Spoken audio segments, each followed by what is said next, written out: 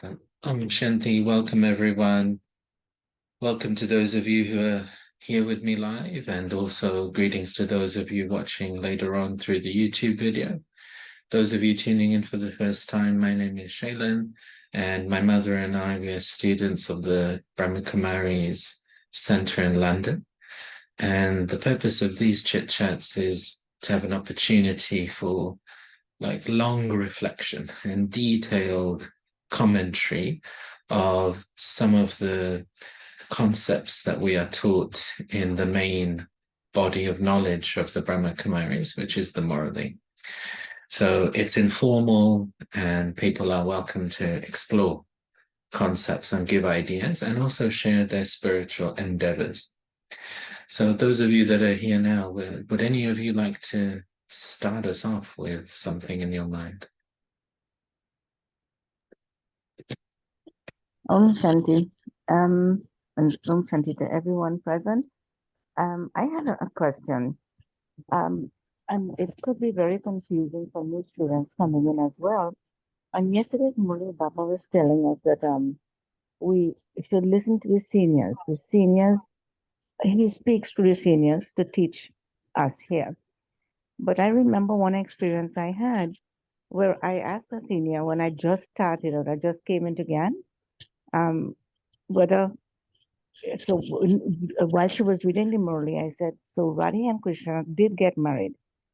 And she said, no, they didn't get married. And that threw me back because I was saying, here is what Baba is saying, and then you're saying something else. And I kind of like stopped trusting that person. But she's an elevated soul whom Baba refers to when he comes in his Avyak form.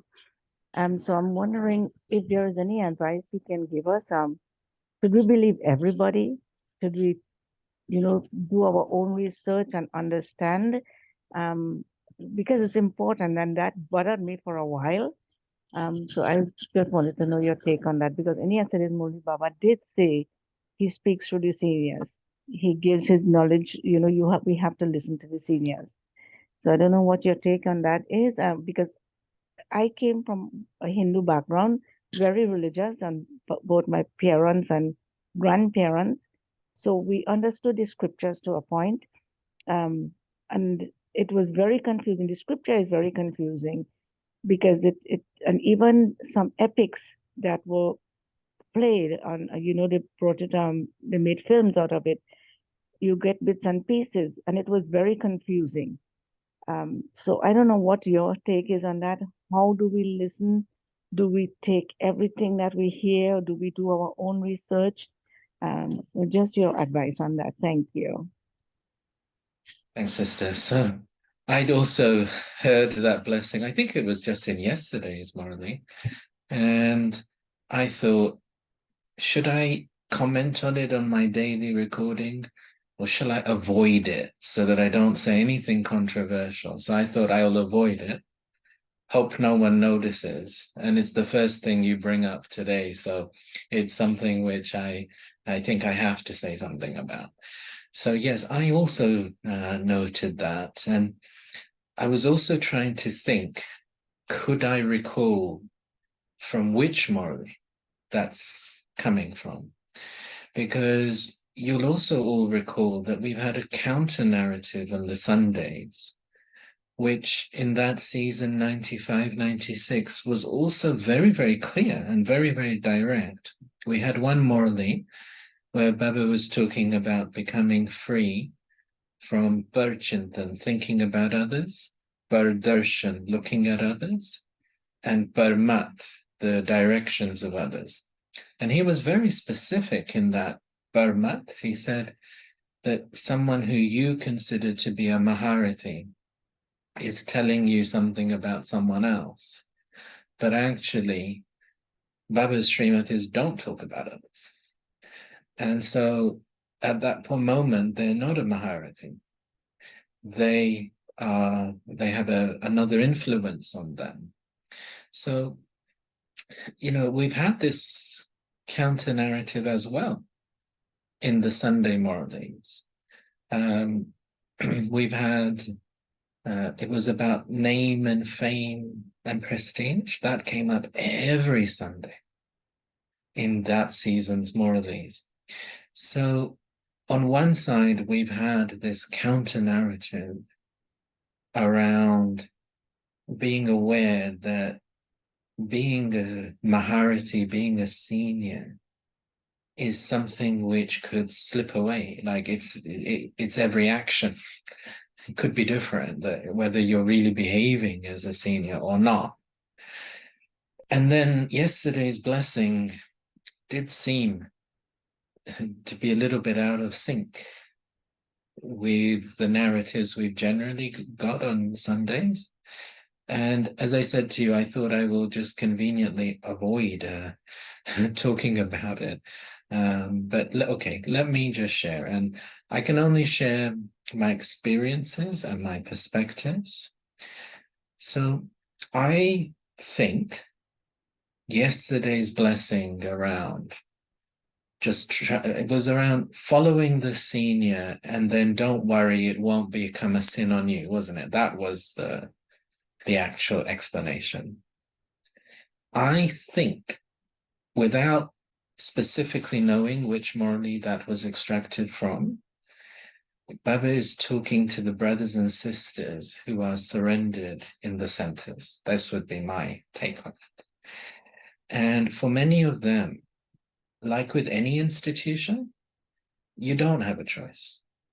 You have to follow what your seniors are telling you. That's the same in any institution. And we have many examples in the world, don't we, of whistleblowers and people who I feel very uncomfortable with some of the things that are happening. Now, some of them can switch and leave, but once you're in Baba's system, you can't really leave, can you? I mean, you've got faith in Baba, and so I think there are many brothers and sisters who live in centers who will be struggling with some things. So I felt that yesterday's blessing was talking to them. Don't worry, you're not the one. You're the junior in this situation. Baba knows you can't go against your senior, but you're not agreeing. So let's take the example. Some teachers can be very, very strict with things. And it can be uncomfortable, for others, because some teachers will take the view that if you're not following the purity, you're not observing other lifestyle principles, we shouldn't allow you to come to the morally. Let's take that as an example. Now, maybe someone living in the center feels it should be more of like almost like a bridging process where people maybe are not quite there yet, but if they come to the morally, then bit by bit, maybe they will get there. So you can see how they could be conflicted there in their mind. But what Baba is saying is, don't worry, because Baba is going to make up for this.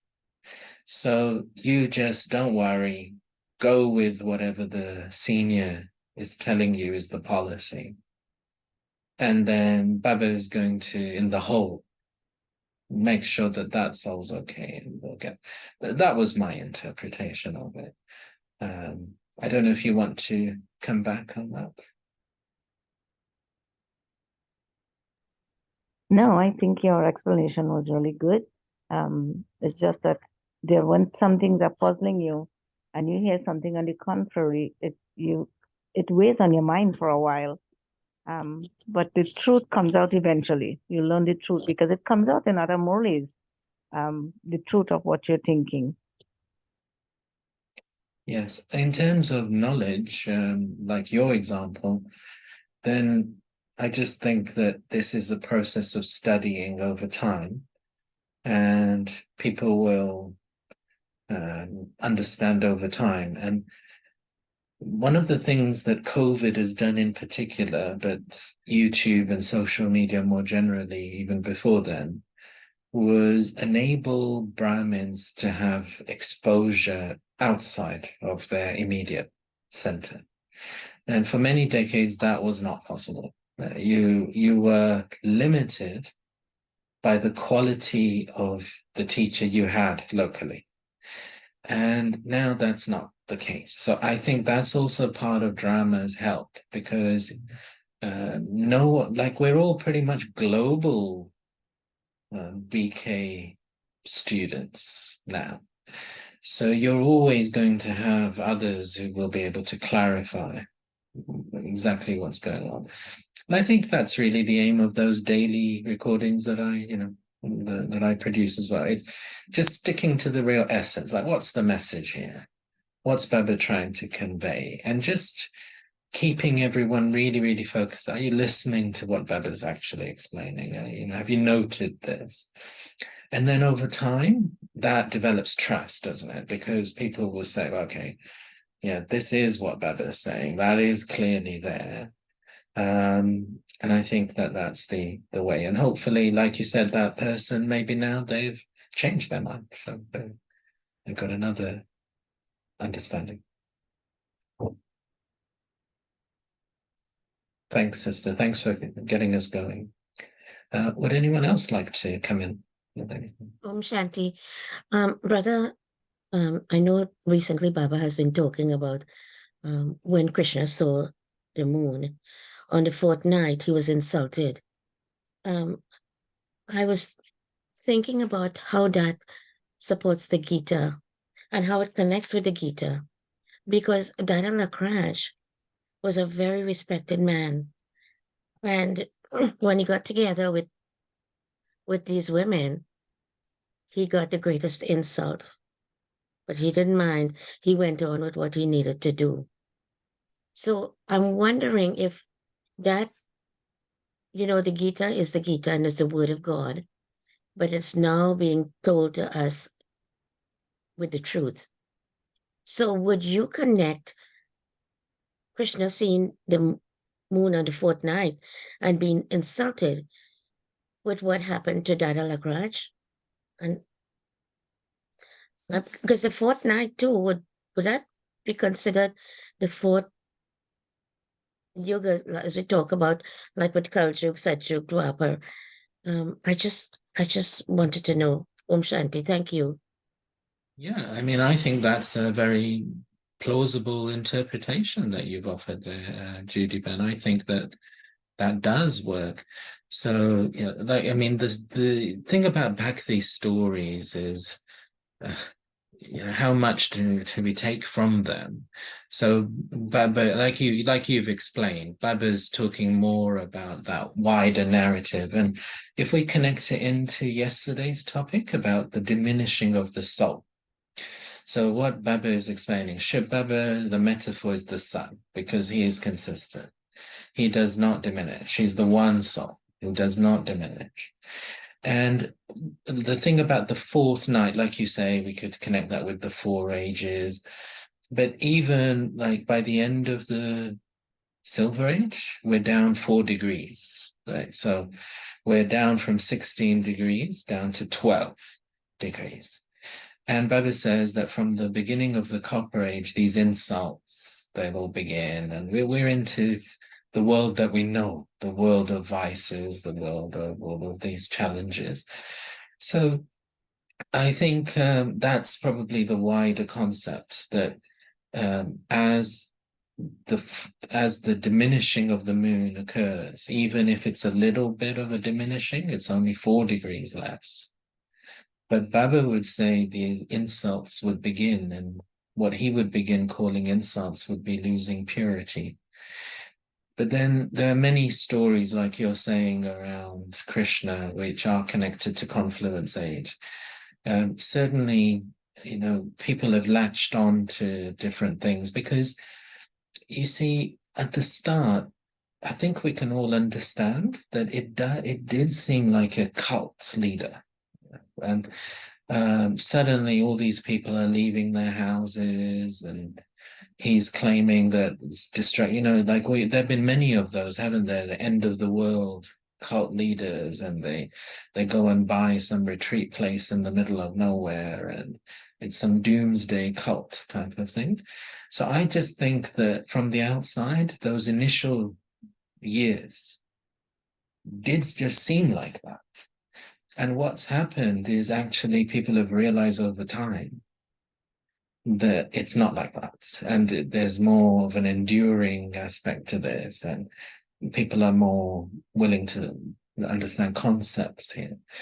And what has worked there's two things that have worked well. The first is that we've had the development of people living in their homes and being BKs. So those early days were about leaving their home and taking sannyas and coming and all living together like in a commune.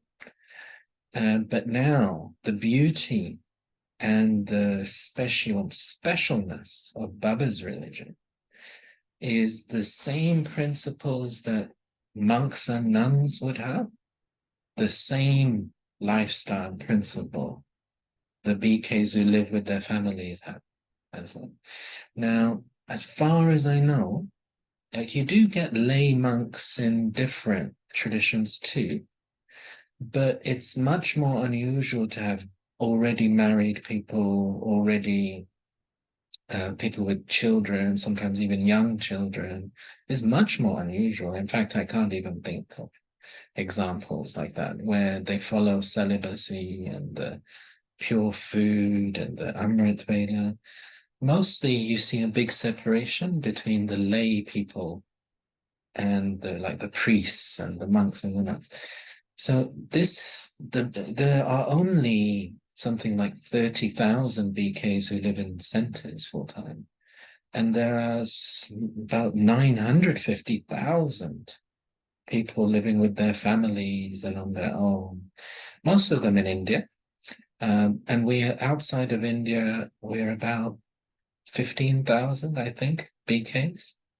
So you've got also examples of different cultures. And when Devi Janki first came to London, she used to say that she was asking that, should we keep the same lifestyle? And some of the Indian BKs who had been BKs for a little while, when she came to London, they said to her, no, English people, they won't wake up early in the morning. They're not going to follow these things. It's far too cold in the UK for people to come at 6:30 in the morning, and so on and so forth. And then the first double foreign students came, like Sister Denise, many of you know her.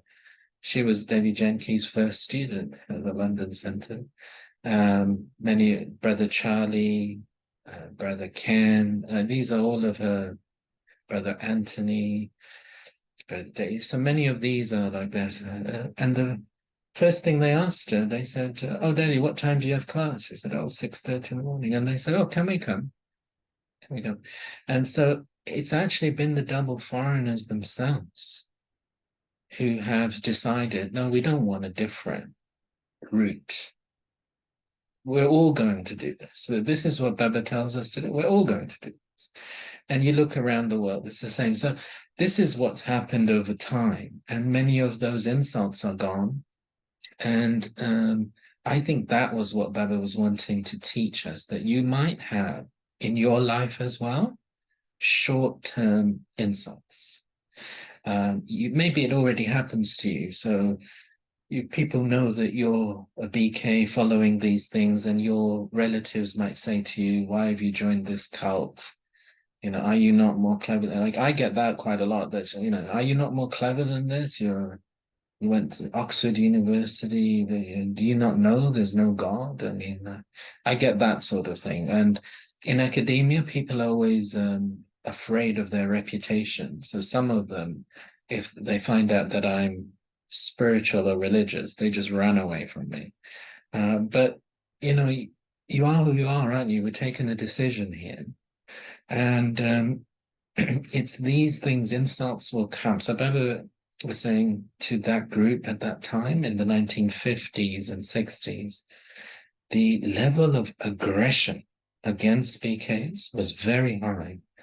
And if you remember, in the last week, we had one comment from Baba that if you wear Baba's badge, someone might come and insult you. So it was actually this identification of a BK in the 1950s and 60s could have been quite lethal, like quite aggressive responses from people.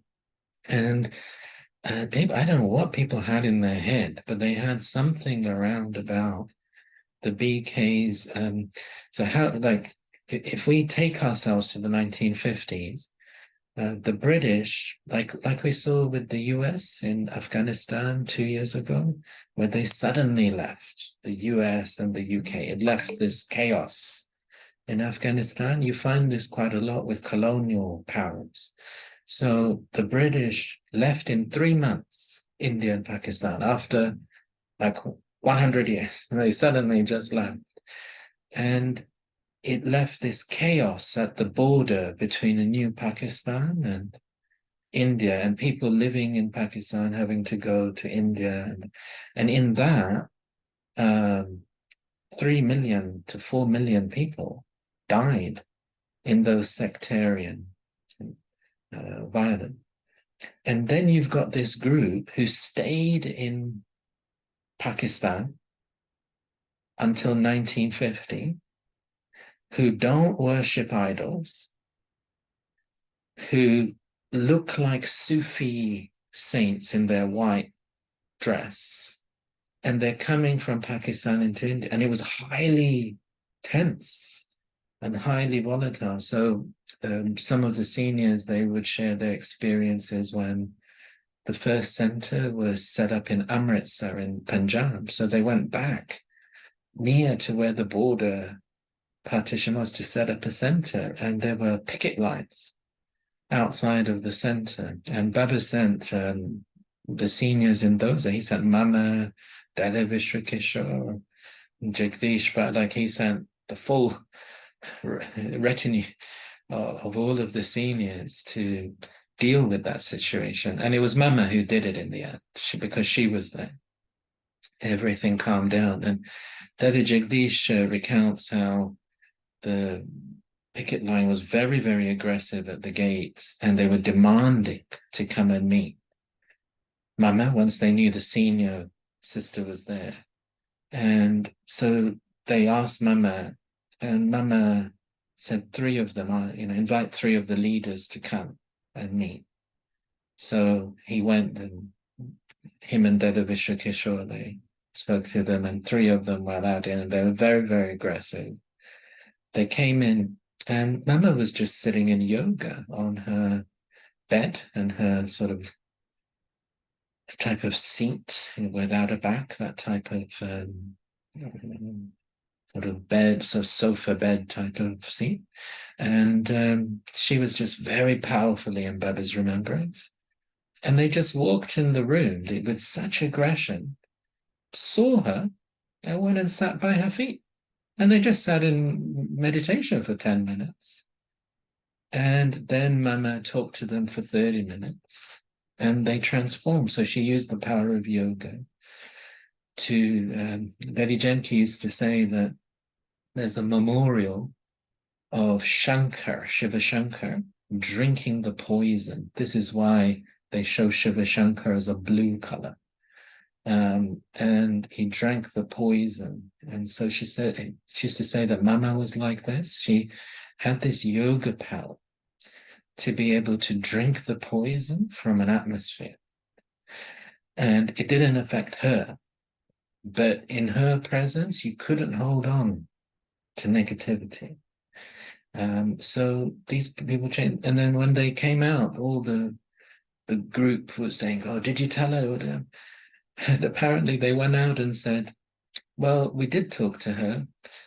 And Brahma Kumaris is awful, terrible institution. But their Mama is really great. She's a really nice person. She's really wonderful. So they somehow separated Mama from the institution. And they thought if Mama's there, then that's a good thing. And you see that it was this atmosphere. So when Baba's speaking these moralities that we're hearing, it's not the same as now. there wasn't the support, there wasn't the infrastructure, there wasn't the profile. And what these Didis have done so well, these daddies and Didis, is they have transformed the relationships with people around India. And it's now so positive, but it wasn't at that time. And one of the things you might recall a few Sundays ago, we heard the 18th January 1996 morning. And Baba was explaining in that it was in the drama that Brahma Baba had to become incognito and hand over, because it's actually going to be the Shaktis who reveal Shiv Baba. It's not going to be men. And Baba's explained to us that, like all of us brothers, if some of you brothers are listening to this later on, that we must have a big, like a broad-mindedness about what Baba's doing. And in a religious context, where a brother is sharing Baba's knowledge in a public platform, it has a different psychological impact to when these Didis do it and these daddies do it. And it's the same knowledge, but there's somehow less rivalry amongst many of these Hindu gurus. And what Baba's done is he's protected the knowledge through the sisters, because the sisters have disarmed everyone. When it was Brahma Baba, they were more aggressive because it was another rival guru, but in their view. But the sisters, they don't feel the same rivalry. And this morning, Baba was mentioning in the Murali that he wants young sisters to go and explain these things. And see, those young sisters of the 1960s, they're the senior Didis of now. And I was listening to the experience about 6 to 8 months ago of Sister Surendra Banaras. Is it her name, Surendra?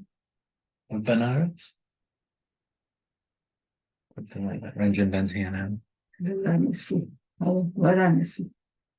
And this is the holy city that you might know it as Varanasi, Banaras, Kashi, Prayagraj. It's had many names. But it's the city of Shiva. It's known as the city of Shiva, and it's a holy city. And this sister Surendra is the Didi there. And you can just feel the peacefulness in her nature, to be honest. It's just like that. But she was sharing, she was one of these. So hearing this morning, she was one of the young sisters that Baba sent specifically to. This is a city where they've actually got the university to qualify as a guru. Right? This is the Hindu University of Benares. It's like the seat. It's like the Vatican. Right? It's like the seat of Hindu learning. And if you think Bab Dada sending a sister there, he's seeing something in her. And she was saying that those early days, they were listening to the Murli and then trying to connect with these gurus. And there was one of the senior gurus at that time, just to get an audience with them. It's very, very difficult because you're nobody and you're just a young girl, and they don't know who you are, and they're not interested. But then eventually they did get a chance to speak, and he just thought that it was total rubbish, what they were saying. And they've got no degrees, they're not scholars, they're not quoting scriptures. So in those days, Brahma Kumaris had a reputation for just making up their own knowledge. It hasn't got a basis in the Hindu scriptures. And so a lot of criticism like that.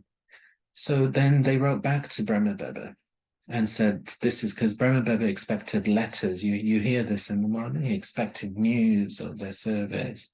So they had to write to Baba twice per week, telling him in detail that what did they say, what was your response, how did they respond. He wanted all these details. And so she wrote back. And then Babdetta wrote back to them saying, don't worry about being insulted. You go back again. And every time he insults you, you say nothing. You just stay peaceful. So they went back 4 times. Every time he got more and more aggressive. And then the 5th time, he said, okay, I know why you're here. You've come to show me that actually you're the saints. And then he melted. He had melted by the 5th time, because Baba's approach and these deities' approach was people can't insult you forever. After a while, and maybe many of you have watched the Richard Attenborough film about Gandhi, the one that won the Oscar. And Gandhi as well, he picked up on something. This seems to be a psychology that you might remember. He was in South Africa, and there was this scene where he's not meant to be walking on the pavement in those days of apartheid. And he's walking with an English priest, and the priest can walk on the pavement, but Gandhi is meant to walk in the road. And he's, the priest is just sort of wanting to avoid confrontation. But Gandhi is saying to him that, well, I thought that Christ said that if someone strikes you, show them the other cheek and let them strike you on the other cheek. And the priest was saying, yeah, but I don't think he meant that literally.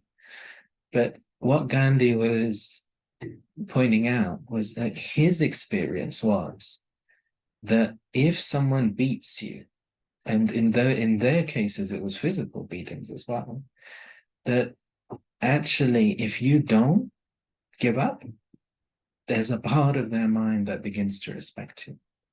And they picked up on this psychology. So why Baba is giving us this message that don't worry about insults is because actually, after a while, they see that you're not bothered. And initially that might provoke them more. But after a while, they will just die down. And so I think that's my interpretation. I think your interpretation was valid of that story, and that's my interpretation of this wider narrative about insults. And something that Daddy Yankee used to teach a lot that I'm now beginning to practice more, I've now got the capacity to do it, is having faith in my own good wishes to conquer all bad wishes of others. So one Center Sisters spoke to me a few weeks ago, sharing with me that a few of the students were very negative towards me at her center. She wasn't, but they were saying all sorts of things, and some of the things were quite bizarre and scandalous. But anyway, whatever they're saying. And I knew that this was my test paper.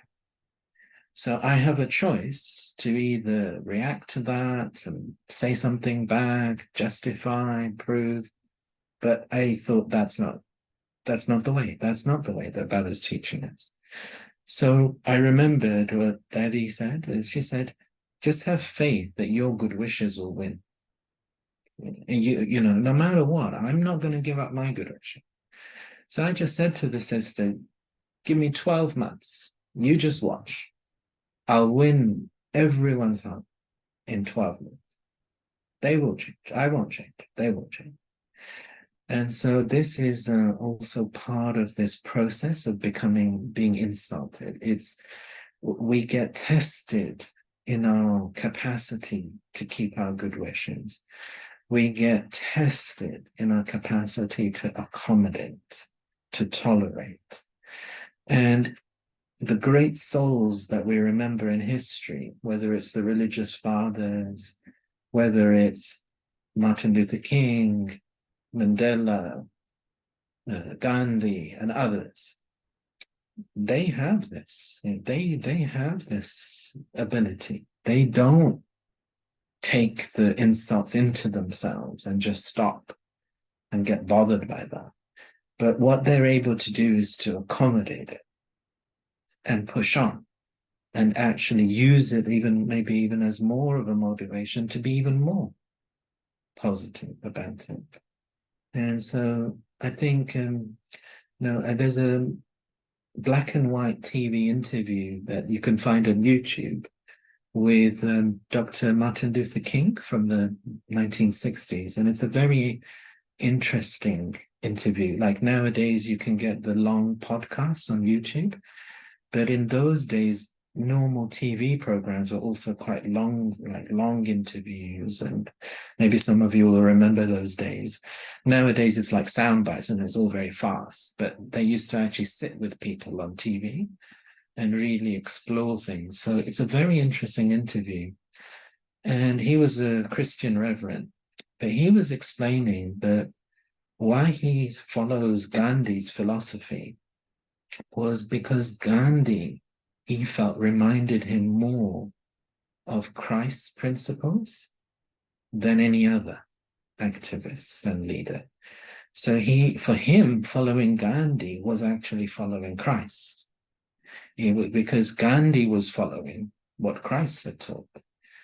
And he didn't feel conflict between his Christianity and Gandhi was a Hindu.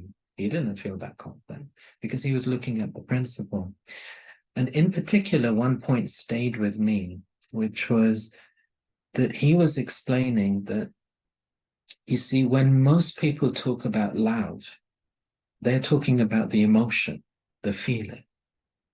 I love, but as we know, that's transitory. But he was saying what Christ was teaching was the ethic of love. And this is a part of our emotional maturity. That what he was saying was, it's not about having a feeling of love, but you have made love your ethic. So it doesn't matter what the other person is doing. I must be loving. Now, we all know self-love is part of that. So there are boundaries. It doesn't mean we completely sacrifice ourselves and we just let people treat us very badly. It doesn't mean that. But certainly in terms of our inner feelings and how we must behave, I think it's a very good way to think about that. When people are insulting us, are we letting go of the ethic of love at that point? Or people are doing something we don't approve of? Can we just say that, no, my ethic tells me I've still got to keep loving vision? And so, do you want to come back on any of that?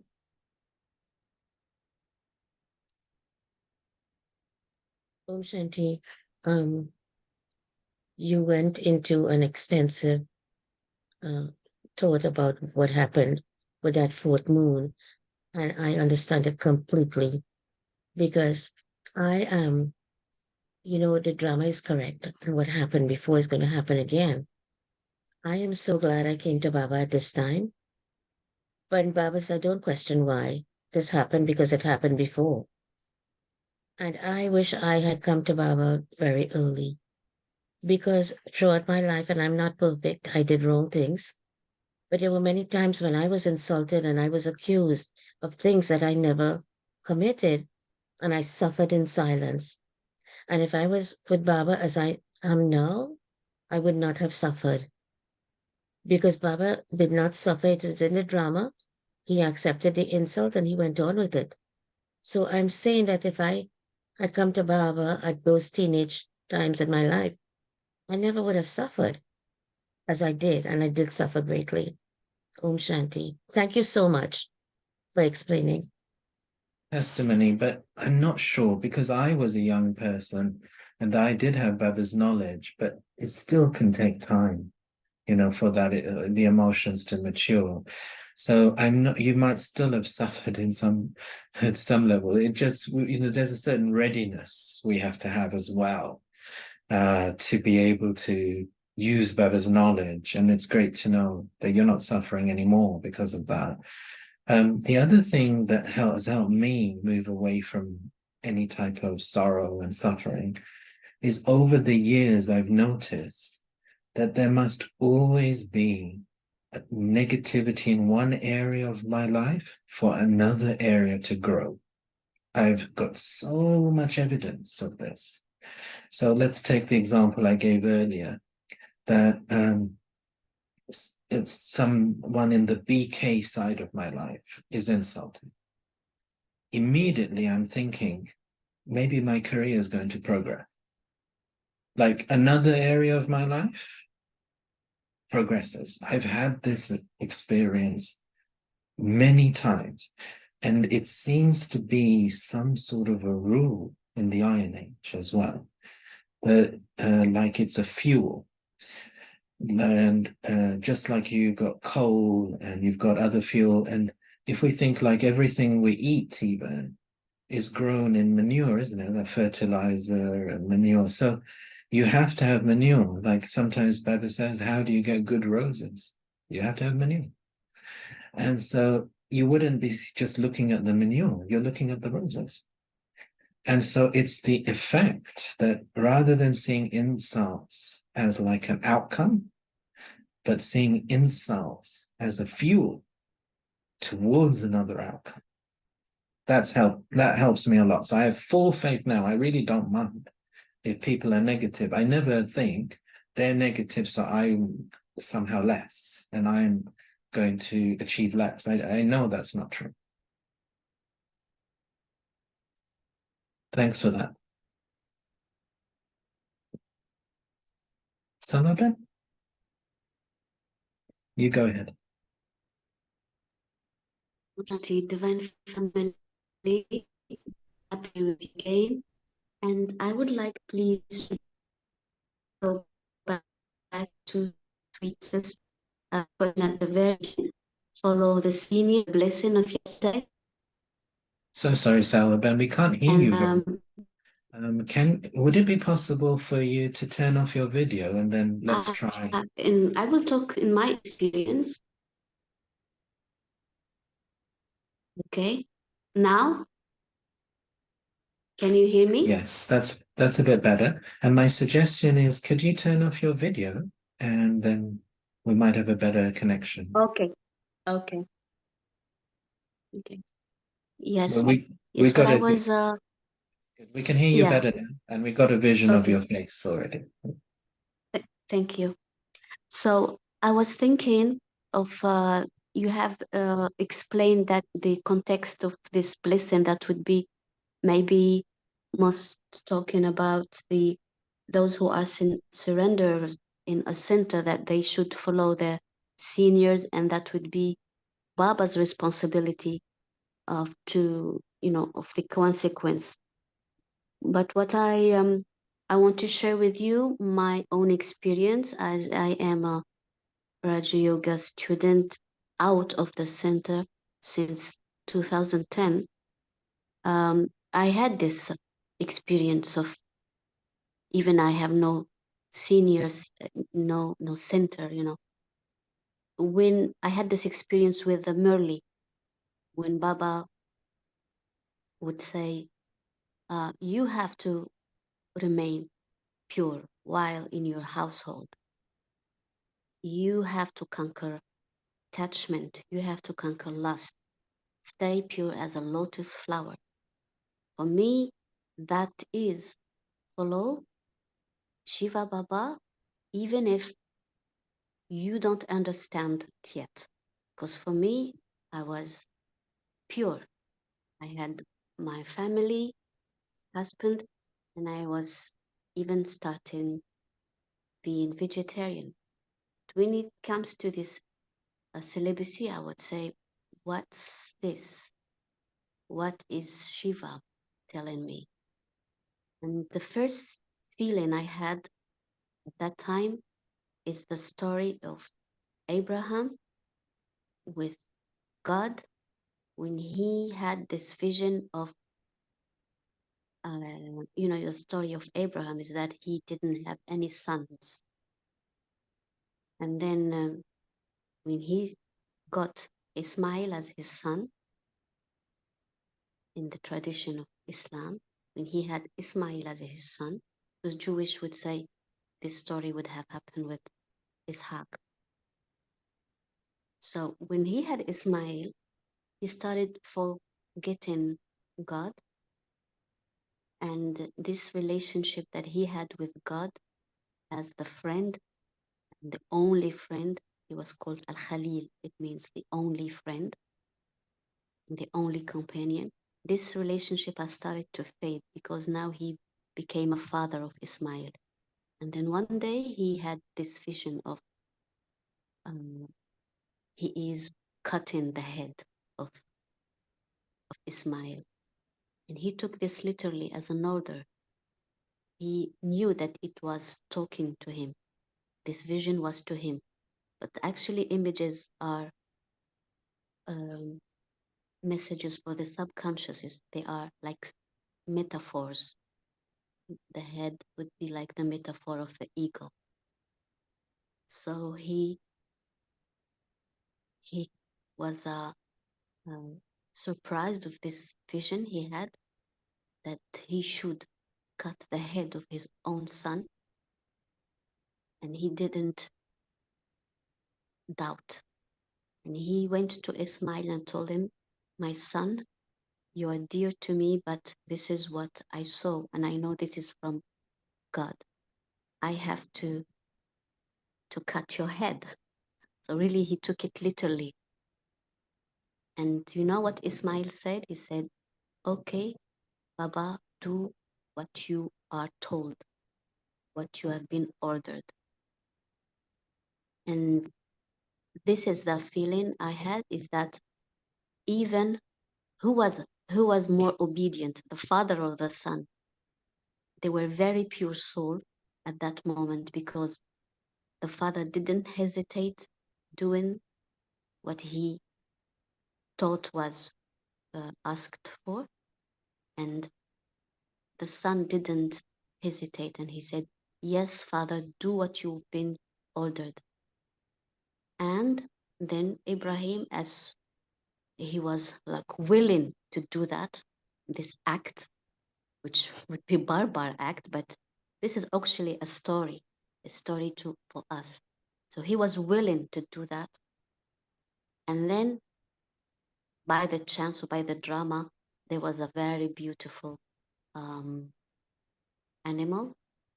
And that was for him another sign that, okay, but God has accepted your intention, and now you can sacrifice the animal, but not your son, your own son. And I'm telling this story because when I first uh,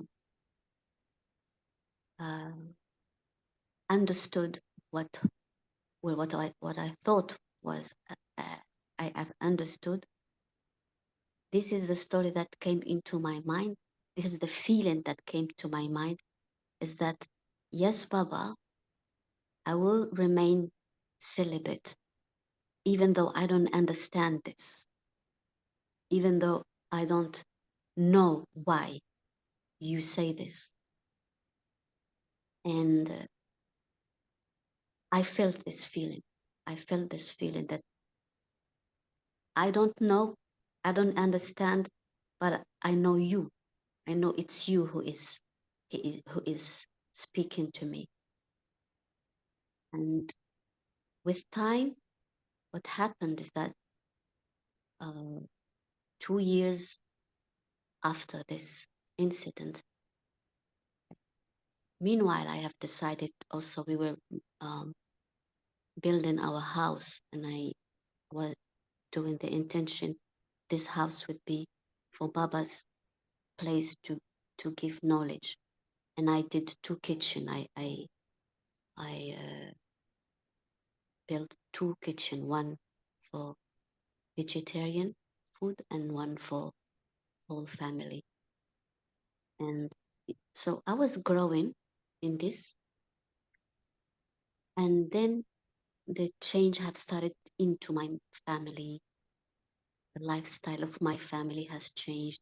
My husband too went to spiritual. silence retreat in Oxford and in Bahrain.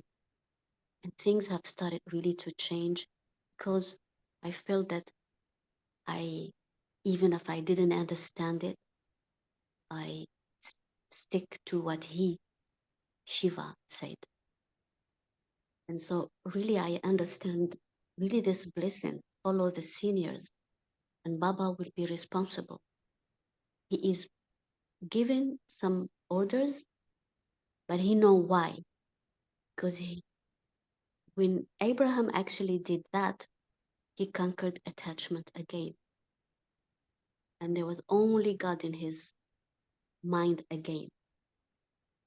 And so this vision he had, even if it was like barbar and he didn't understand it, but it was the mechanism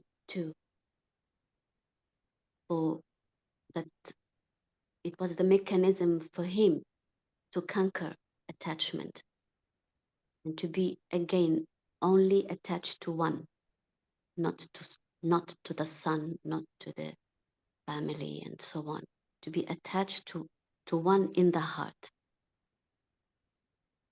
Yeah. Om Shanti. What amazing testimony. Thank you very much for sharing that. And what a great example you are of someone who, it was what I was saying earlier, that the beauty of the BK family is really those of you who are living with families, and yours is quite a young family as well. And you're able to bring this into practice. As you say, you haven't got a center really that near to you, and you're there in Morocco, different culture or big, like it's different cultures, isn't it? And you're following these things. The one thing I'm just going to correct you on, the example you have shared is not following the seniors, it's following Shrima. Yes. And this is what Lynette Ben was asking about. So you've given us a very powerful and beautiful testimony of the effect. And it's really your faith, isn't it? It was your faith that you must follow Srimat. And we hear that in the Morally quite often, don't we? Children follow Srimat. This is the main thing. But what yesterday's blessing was referring to is what happens if the person who is the senior you think is not following fully. Then what do you do? And I think if we are like outside, then we can probably just make our own decisions. But I think for those who are living inside a system, it's difficult not to follow, isn't it? So for them, I think we got some sympathy. And I think Baba was just reassuring them that, don't worry, I'm here.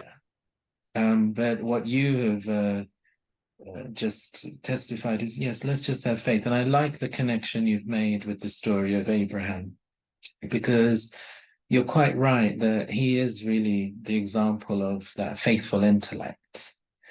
And like you say, it's metaphors, but it still takes us back. And did you say it was Al-Khalil? Was it Khalil, the word?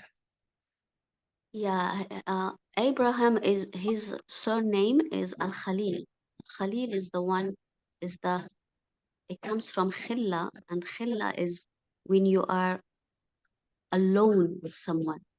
Like he is the only companion, Khalil. To be Khalilullah, it means to be, sorry, you have work inside this. To be like Khalilullah is to be the one only companion. So this is his title when he became prophet. But then with time, of course, Maya would come, and he was looking to have a son, and he had first son Ismail with Hagar, and then a second son with Sarah, who was Ishaq, and these are actually the cousins, because from Ishaq will come Jacob and the Jewish tree, and then from Ismail will come the Muhammad tree. So they have the same same father, Abraham. But this is another story. But just to say that this Abraham was, before he became really a householder, he was before he had sons, he was really Khalil Allah. There was only one habitant in his heart, Khalil. Great, yeah. So I like that. So it means a yogi, doesn't it? So this is that Yeah. stage of being the yogi that Baba is taking us towards. So thank you so much for sharing. I thought that's very valuable. Thank you. Ranjan, would you like to say anything?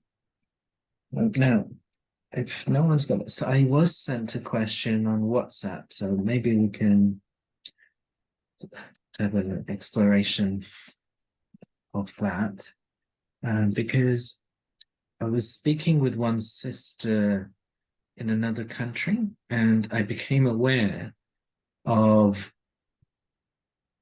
how, because sometimes we use words in English so regularly, we don't actually think as a native English speaker about how they're translated. And I only became aware of how this word master is used differently in English and how that can be quite confusing as it's being translated.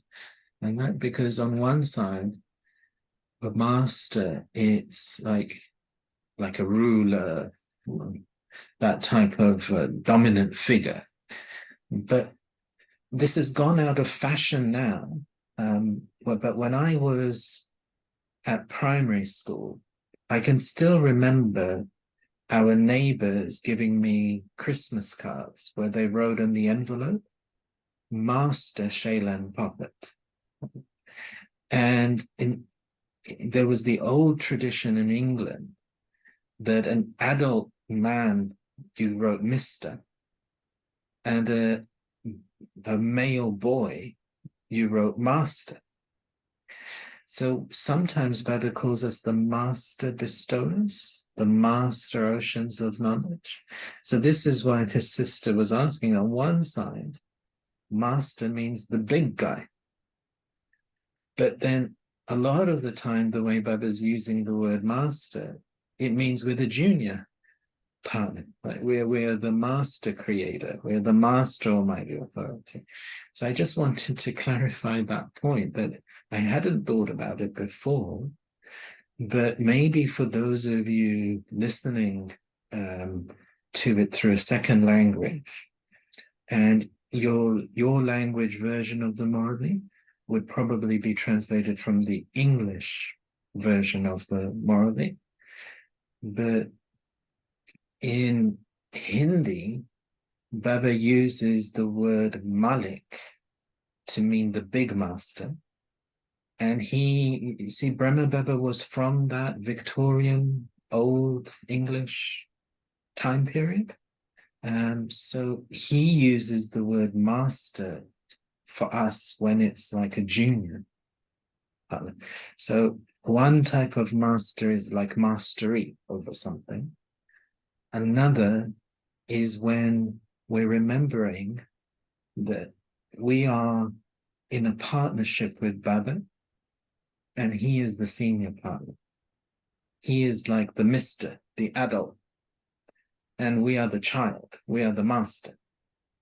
So that's what it means to be a master almighty authority. It means you're combined with the almighty authority. But you're the junior partner. You're a master creator. You're a master ocean of peace, master ocean of love, and so on. So that's the meaning of master then. Go ahead. Afterwards, I was thinking that, like, there's, this in Muslim, when they greet, they say, Salam alaikum. Then the return of that is Malik Salam. Walaikum assalam. So Ben can tell us they're properly. reminding that you are also a master. Go ahead, Salwa Ben. How is it properly? If I say to you, go. Say to Salwa Ben. Salam alaikum. So- Salam alaikum. Wa alaykum as-salam. Alaikum assalam. And No, what does wa alaykum. No. Wa alaykum, and alay- on you, and open you be the peace. Peace be upon you. Assalamu alaykum. And open you be the peace. Wa alaykum assalam. It's you reverse the peace be upon you. you're Like like I am actually, it's just like Om Shanti. Like I am peace and I am on you. I am with you. Peace. Om Shanti. I Assalam thought, alaikum. Yeah. And on you be the peace. It's when you say back Om Shanti. And on you be the peace. But it's like Om Shanti actually, but we have to say it in this consciousness of Om Shanti. Yeah. but Not in a I thought it was like a child saying to the father or greeting like that, or anybody, then the response would be, you are also a master, like with respect, and like you also are, like. Yeah, actually, the whole greeting, Assalamu alaikum wa rahmatullahi ta'ala wa barakatuhu. This is the whole one. So it is peace be on you and the mercy of God and His blessing. And then you reply, and on you be the peace and the mercy of God and His blessing. So this is the whole greeting. But now people just say Assalamu alaikum, and the others say Wa alaikum assalam. But the whole greeting is like, peace be on you and the mercy of God and His blessings. It's a very old sentence, huh? yeah, it's really nice. No, but I thought, well, it was like respecting, saying, well, you are also like Chota Subhanallah, equal to God. And also saying, you also are my inheritance, like inheritance, your clever. So I thought it was like that, Malik, that you are also Malik. One day you'll be Malik, or no. Actually, alaikum is on you, open you. Peace is Yeah. open you. This is really literally what does that mean? But yeah, and on you be the peace. Yeah, it's on you, open you. That's right. Open Upon, yes. Upon. upon. Yeah. Yeah. Thank you for explaining that. So it just makes me aware. So we got one is Shibaba as the Malik. So Shibaba is the master, like the Lord of everyone. I am recording this because that sister is going to watch the recording later. She sent a question. So this is why I'm just repeating this again and recording. So one Malik, the master, means Shibaba. He is the master. So we call Shibaba the Lord of the three worlds, like that, because he can come and go between the three worlds. And of course, as devotees, we have that sentiment that he is the master, we are all in his hands, like that. So this is that type of sentiment. Ultimately, he's the master. Now we know it's in the drama, not really in his hands. So, but what we keep in mind when we say the master, we mean the bestower. So he is the one, he's the seat of everything. If he didn't bless a soul, they don't have the virtue. They don't have the power. They don't have all of this success. So this is why he's still the master, because without him, we would not be achieving things. So it's this acknowledgement of that. Then the second part is, I, the soul, when I know Shibaba and I got this combined form with Shibaba, I'm in a partnership, then I am the junior partner. So I am Master Almighty Authority, but not with capital M, but with small m.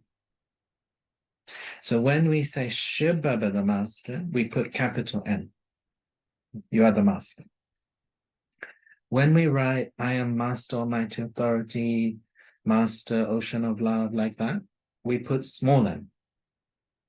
Okay, so then it is, I am the junior Master. The senior master is him.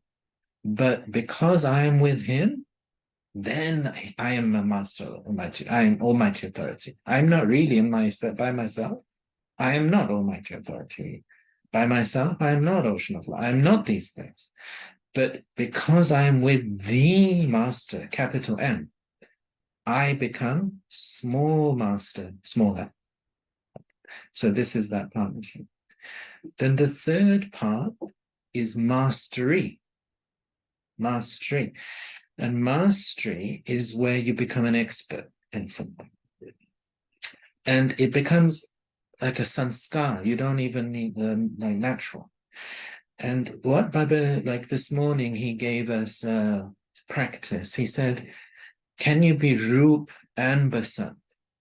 Now, all of us, we don't need practice to be Basant. We are talking all the time. So we are doing and talking. We have practice of that for thousands of years. That's not the practice.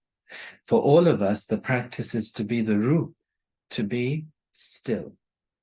Can you be still inside while you're talking? And it's a practice, isn't it? And like I was saying about Mama earlier, you know, Brahma Baba was like that.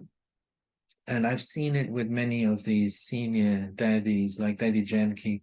I think many of you will know famously, they did the brainwave tests on Daddy Janki, where she was, I think it was in 1978 in Australia. And they put the things onto her brain just to check the brainwave. But nowadays there are many experiments like this on monks and things as well. They see and then electroencephalogram. Yeah, right, that's the one. Yeah.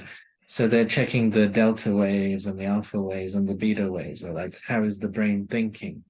And the delta waves are like the type of very calm sort of thinking that we do when we are deeply resting, deeply asleep. And they found that Ijenki, they gave her like mathematics problem, they gave her a puzzle to do, they gave her activity to do, and her brainwave stayed still. And she used to share in the London class that her experience, because they said to her, will you do this? The other BKs and things, they thought it was a good idea. So she said to Shiv Baba, right, Shiv Baba, look, I'm going to do this. You make sure that I don't spoil your name. She said to Shiv Baba, I've been practicing bodilessness for many years, but you're going to have to give a current into my mind so that my thoughts stay completely still. Wow. I'm doing this activity because I am doing this on your behalf to reveal you. And so that was her. She said, keep my honor and your honor and help me. Yeah, don't make sure that me and you are not defamed. Because if suddenly there's disturbance in the brainwaves, then everyone will say, what sort of yogi is this? But it was her practice of bodilessness for many years. Brahma Baba had given her the title of being Janak, because her name was Janki, which is the feminine, and Janki is another name for Sita. But the father of Janki is Janak, and he is a legendary king. He's said to know the secret of Jivan Mukti, of liberation and life. And this is because he knew how to be Roop and Basant. So he was able to run a kingdom while inside being bodiless. This is the legend. So Devi Janki was a big administrator as well. So Baba gave her this title that she was able to practice this bodilessness. And this is what Baba is saying to us, that we have to develop mastery. So the first one is Shiv Baba, the master. The second one is me, the junior partner with Shiv Baba, the master with the small m. And the third word is mastery. Can I develop mastery over my mind, over my thoughts and feelings and responses? Because those things are very difficult to control. And By the end of the cycle, we don't have control. But Baba's very specific. He's only going to give the kingdom to the souls who learn how to control. Because this is important. This self-mastery is very important to rule in the golden age and in the silver age.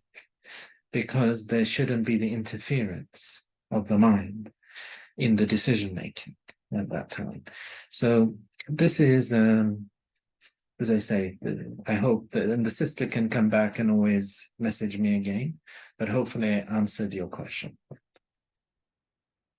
It's my brother, my sister. I have one question I have sent you on WhatsApp, but I think you could not read. Go It's ahead, you about can ask me. yes, please. Yeah. So You, my you question go is, ahead. yeah. Well, my question is when Baba says you have to turn the cycle and your 5 forms to be stable, and those who can really have this all the time, they can be stable and they can rule the self. But sometimes I have this obstacle when I get to this form of being at the end of the Iron Age.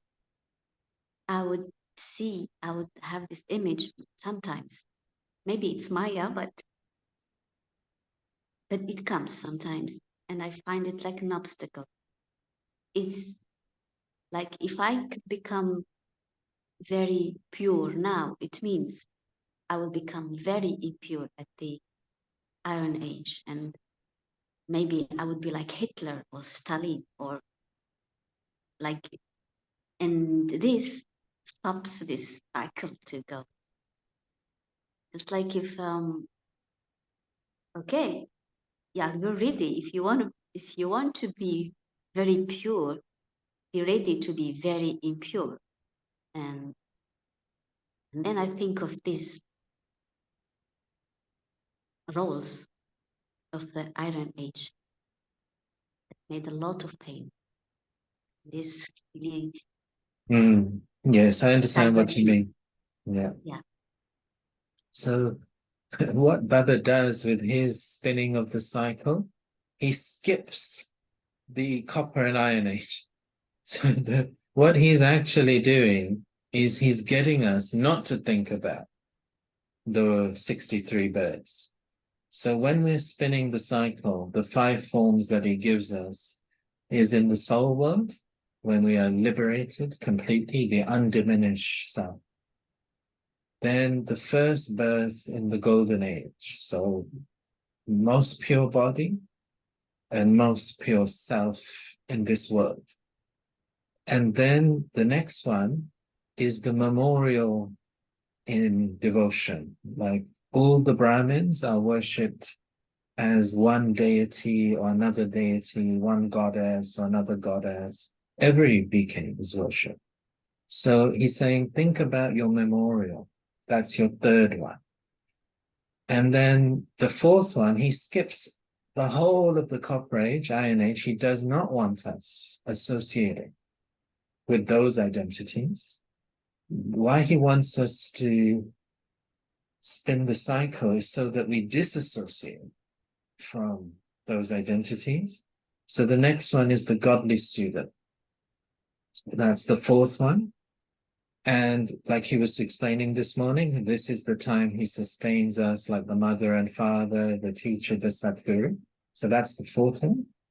And then the fifth one is the destination of the complete angel. So Brahma Baba is the example for us.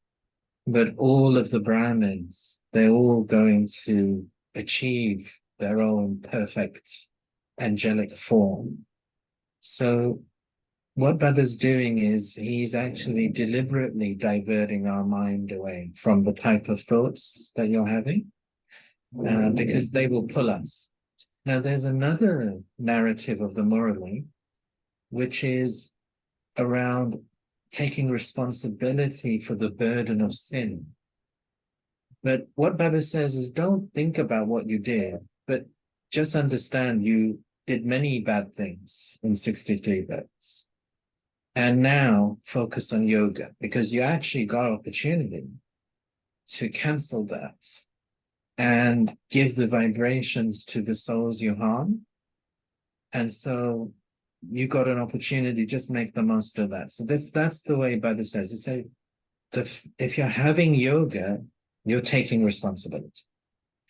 If you change your sanskars, you're taking responsibility. And that is enough. So it's connected with that. But what Baba's doing is he's creating this distancing between ourselves and our current human form, human relations, human roles, and human actions. And that's this training that we're getting. He's wanting to disassociate our identity from those things. And then he wants us to develop a stage of self-esteem that's not based on who we were in the IMA before we knew Baba, and not based on any actions or achievements or possessions or wealth or position. He wants us to develop a self-esteem based on these eternal identities and the relationship with Baba. Then, higher than that, he wants us to move from self-esteem to intoxication. And we hear this in the Morally, because Brahma Baba had very high intoxication. So when Brahma Baba looks at us children, he says, children have no intoxication. Because compared to Brahma Baba was so excited, exhilarated by Shiv Baba and everything. And he sees that we are not so excited about everything. And this is why he wants us to feel intoxication. And look, wow, what is this? This should be so amazing. I was sharing with you a few weeks ago that Dada Jagdish used to say that this point that comes in the Murali quite a lot of the soul is a point, and how every point of light has its role filled within it. That when Bap Dada used to speak this in corporeal, really, they used to say, the soul is a point. And inside this tiny point is the whole roll of 84 birds. They found it so amazing. And then we hear the Murali, the soul is a point, is 84 birds. It's just gone. So this is why Baba looks at us and goes, you have no intoxication. And I think he's always I don't know if he gets disappointed, but I think he gets bemused sometimes at why we don't have more intoxication. Do we not realize what's happening here and what our fortune is? So I hope that answers your question. Do you want to come back? And also awareness of Baba often says you don't value confluence age. This is the only age that you make you create your sanskars and make your fortune for the entire 5,000 years. And so for us to stay in the present awareness, and present for us is the Sangam Yuga, the confluence age. And so for us, past is our not past of this birth or any birth, others that will make you replace, but the past is that we were this, we were deities, and now Baba is here at present.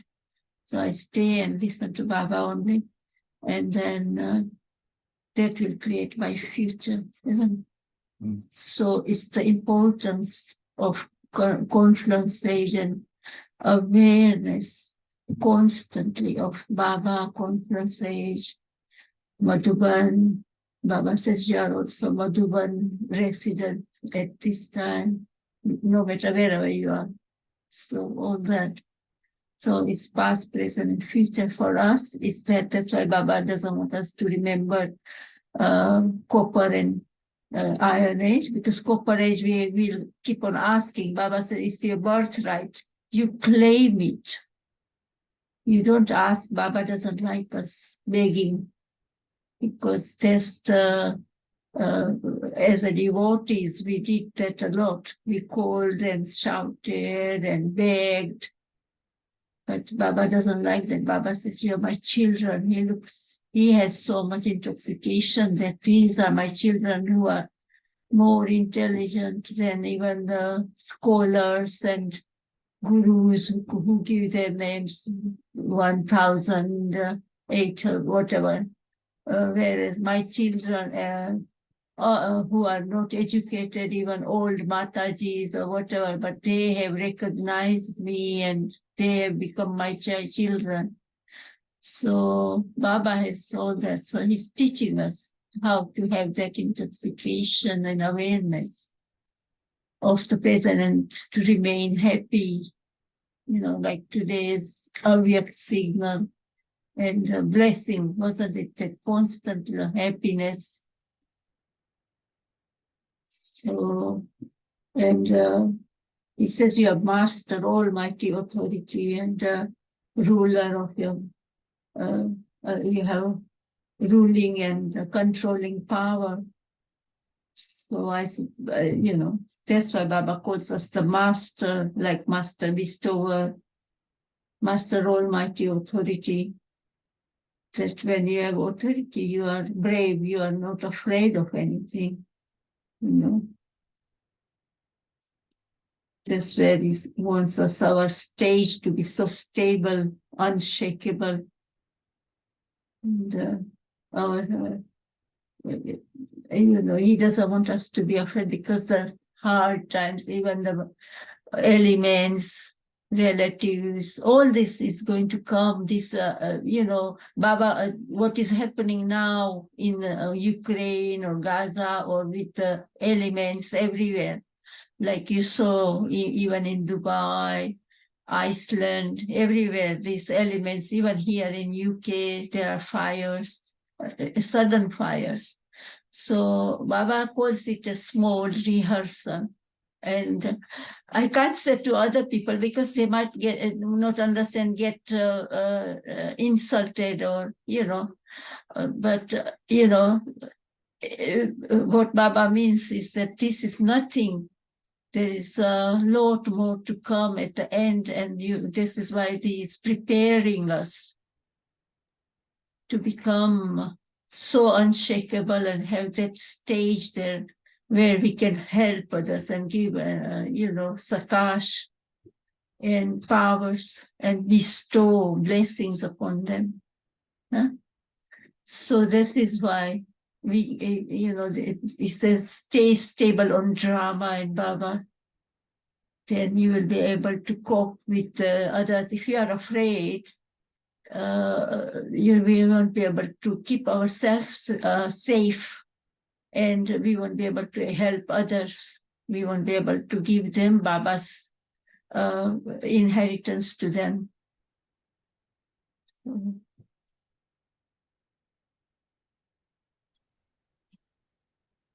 So shall we finish with a few minutes meditation commentary on this?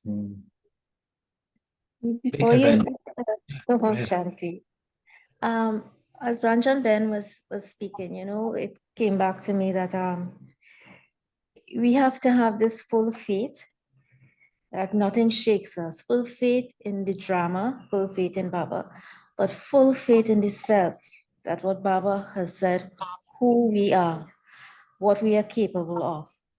And it also brings back to the beginning. I know I came in a few minutes late, but following the instructions from seniors, and your self-respect and Srimad.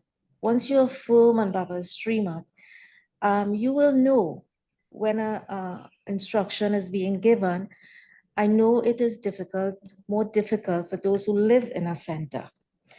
But now, as you're saying, we have the web, we have access to seniors and other PKs that we can take advice from. And it is important that your Srimad, once you are firm in your Srimad, you will know when it is a dictate of the person or it is Srimad that you will be following. And my take on that has always been, when an instruction is given or a request is made from a senior, or even another Brahmin, is that when I have to do it going to serve one individual, or is it going to serve many? So then for me, I will discern where this instruction is coming from. And always, yes, the seniors are there, and it is important to be respectful. Very important to be respectful. But when you stay in your self-respect and you say to them, I'm not comfortable with this at this time. I think it is important to express that you follow something that your conscience tells you is not right, and you do more disservice, even in following a destruction with your vibrations going out there, because it can become, hard inside of you, that the feelings that go out, the vibration that goes out there, whatever has to be done, you're fraught with a lot of obstacles with it. So my take is that you follow Baba. Srimad has to be firm in your mind. What is Srimad? What is Manmat? And what is Paramat? And when I do that, I will have the confidence.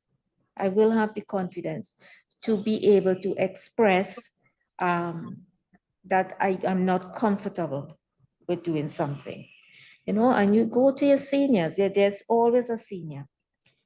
We are not in the times when we had access to the daddies.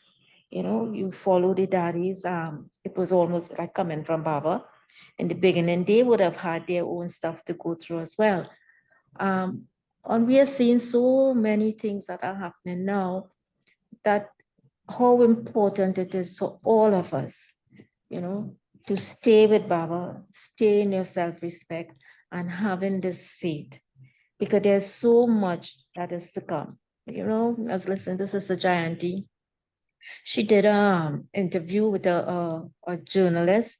It looked like as a TV person in Israel, and when you hear Sister Jayanti speaks, she speaks with that confidence. She speaks with coming from Baba, whatever she says.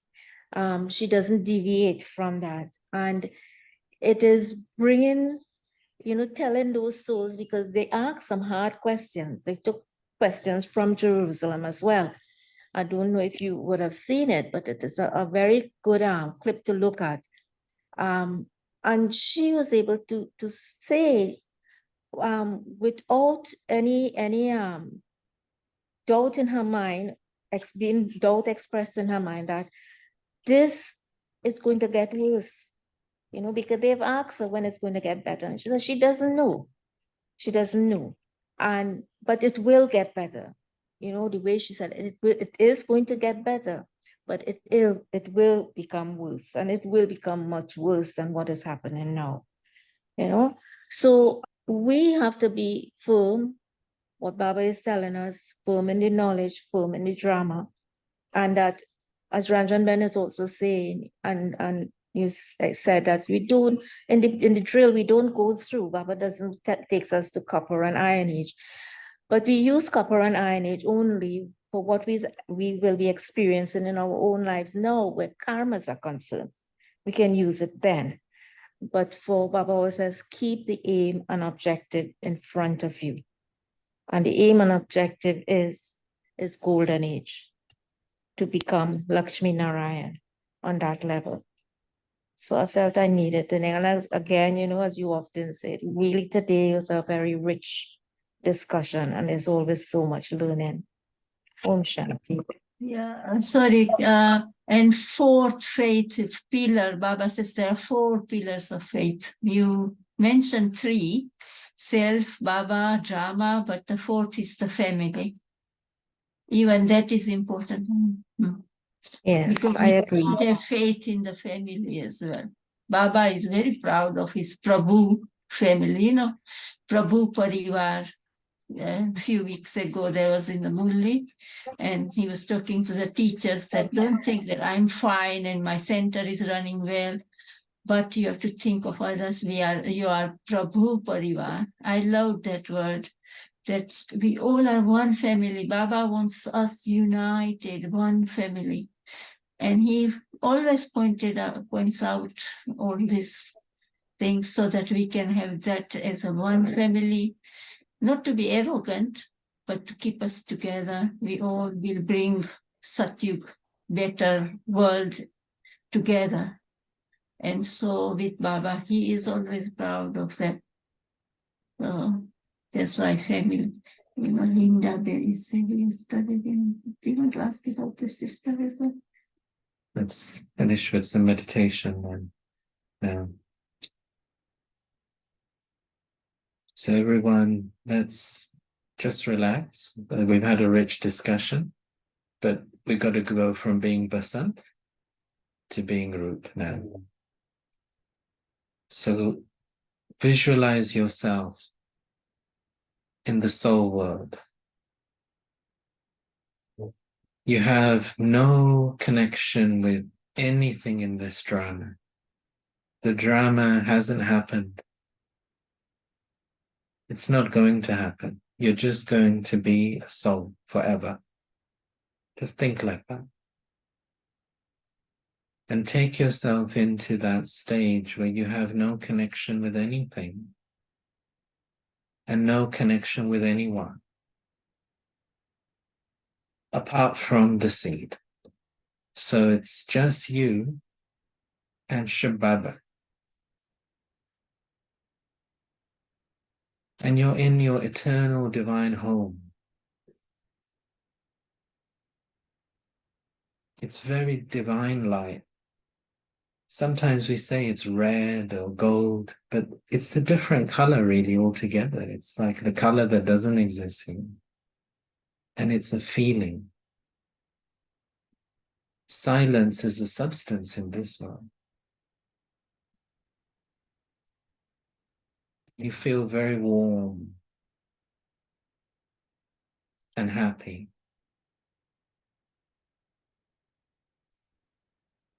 And you feel proud and intoxicated to be in your untarnished, undiminished self.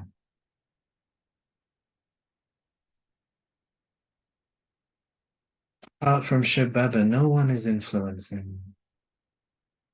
Nothing is influencing you. There's no Chit, you don't have a past. You don't have a future to think about. It's just I, the soul, and Baba.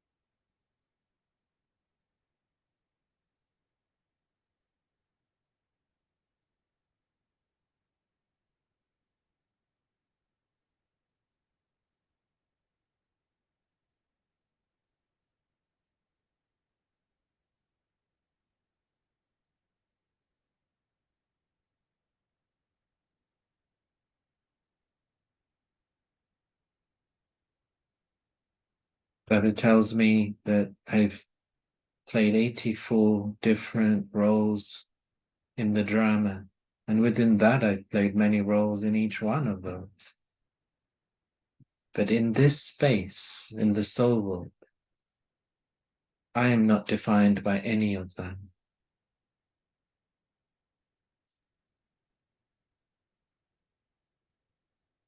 In this space, I am something other than the roles.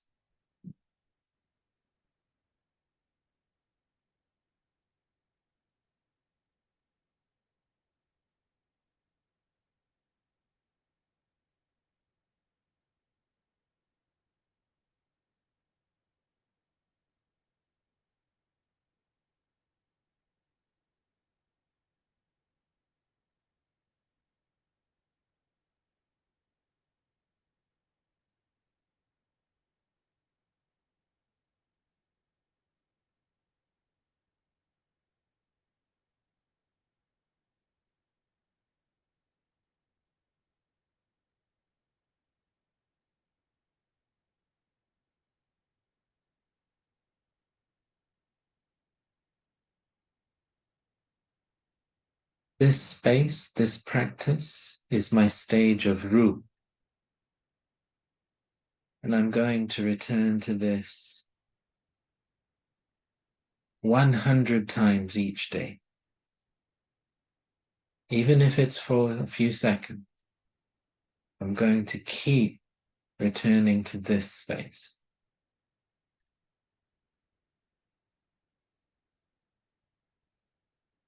Nam Shanti.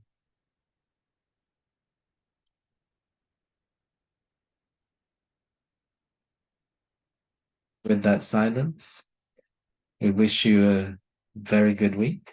Great, those of you that were able to be here with us live.